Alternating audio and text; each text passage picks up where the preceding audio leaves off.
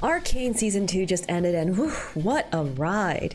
A lot of people consider the show a masterpiece. And one thing that is particularly notable is its distinctive and gorgeous art style. As an artist, of course I wanted to try replicating it. How hard could it be?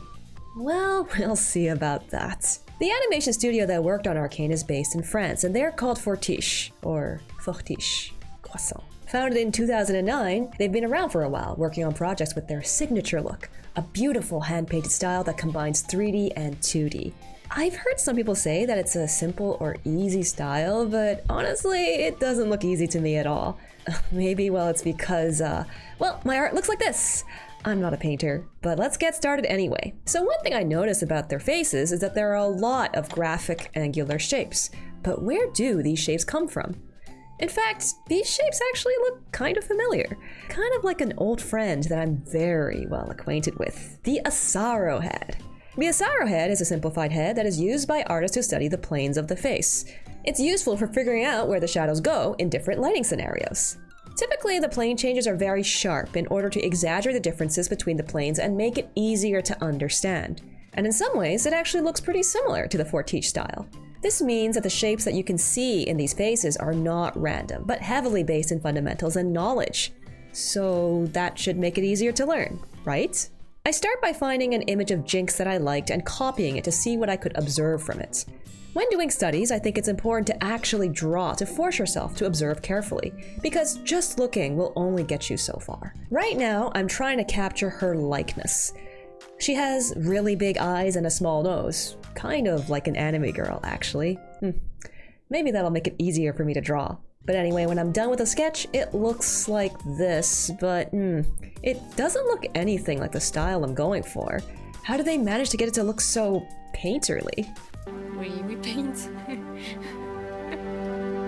Maybe it'll look better once I start painting. I start by filling in flat colors with a hard brush, focusing on copying the shapes I see. In the reference image, I can see a lot of colors and textures, but for now, I simplify them into as few values as possible while trying to keep Jinx recognizable.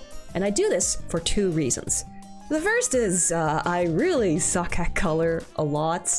By keeping everything in flat colors, I can quickly select an entire section of color and adjust them if they're wrong, which I do a lot because I get them wrong all the time. The second is that because there are so many hard edges in the style, I want to identify these edges as quickly as possible and maintain them. But what are edges anyway? In short, edges describe how you transition from one color to another. This is a hard edge. Hard edges tend to imply sharp corners and plane changes. This is a soft edge, which makes it look more curved and rounded. And sometimes you get weird hybrid in-between edges too. But anyway, after I get these basic shapes right, I paint in more flat colors, but still continue to use a hard brush to keep the edges hard. It's only after I feel like the overall vibe looks correct before I carefully start going in with an airbrush and very selectively adding some soft edges. Because the art style used in Arcane isn't just all hard edges. In fact, it's a beautiful combination of both hard and soft ones. It's very, very deliberate. You have to be selective about which edges are hard and which are soft. With a bit more polishing, this is how it looks. Not too bad, but let's see if I can use what I learned to draw myself in the style of Arcane. My Arcane Sona. Can I call it that? Sona's already a champion though. Just like before, I start with the sketch, but this time I make the sketch a little bit more detailed, making sure to define the planes of the face where I can. I'm not too worried about making the sketch look good because I'm just gonna use this as a guideline for the colors later. But there is one unexpected problem that came up. Take a closer look at me. This is kind of a really silly design, isn't it? There's this big cartoon ribbon on top, not to mention these mysterious floating hair antennae. The world of Arcane looks a lot more gritty and rounded than the cutesy anime style I usually go for, so I'm gonna have to adapt my design a little bit. I experiment with a side ribbon before settling for a ribbon-shaped hair clip on the top of the head. I also give the glasses a bit of Piltover flavor to make it fit in the world of Arcane a little bit better. When the sketch is done, it's time for flat colors.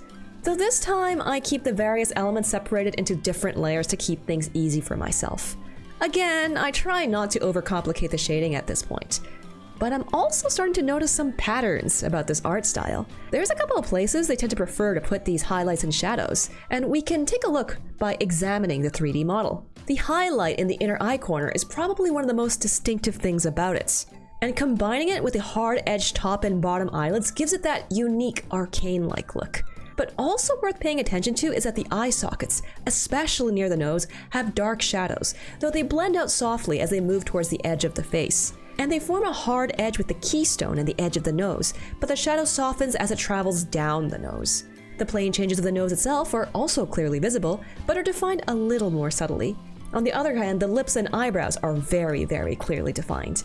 After doing a bit of simple shading for the hair and other accessories, here's how it looks, with just the flats. It's time to start painting. The first thing I do is start blending out some of the edges into softer ones, like the shadow near the eye socket, below the eyes, and under the lips.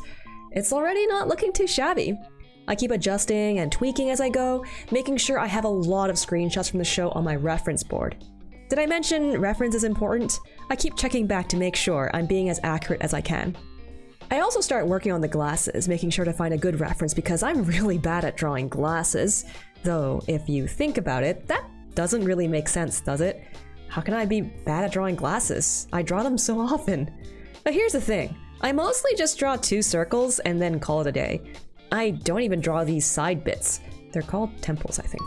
Not to mention, the hardware and accessories also have a distinctive look in Arcane. They're actually quite chunky and have a lot of dimension, so I can't get away with just drawing circles without thinking of the 3D form. And this is important, they're also imperfect.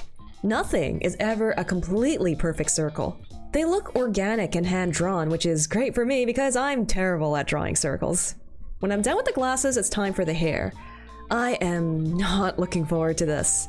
Hair is so complicated, it looks really time-consuming. I looked through my references and decided to go with a messy hair texture, like powders. I spent a little bit of time refining the hair shape even more, making sure to give it the messy texture I want. Honestly, I felt like this part would never end. It took so long, but I think it's still worth spending time on it because getting the big shapes right will determine how successful everything looks in the end. When I'm done, I add a couple of darker occlusion shadows, making sure not to add too many. And now it's finally time to give the hair some texture.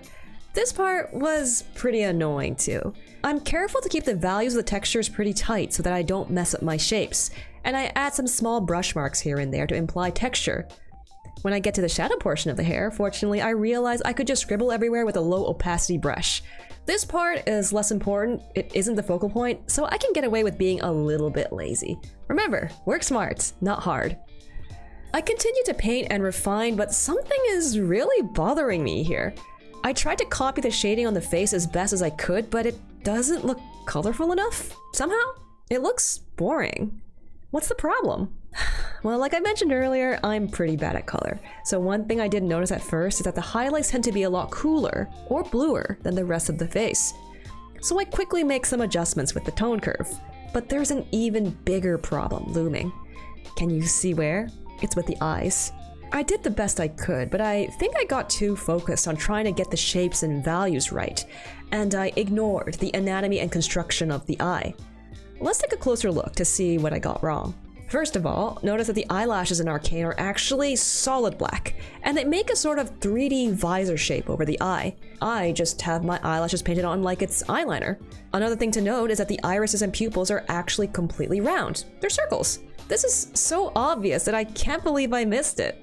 So I fixed this, and with a few more adjustments and final touches,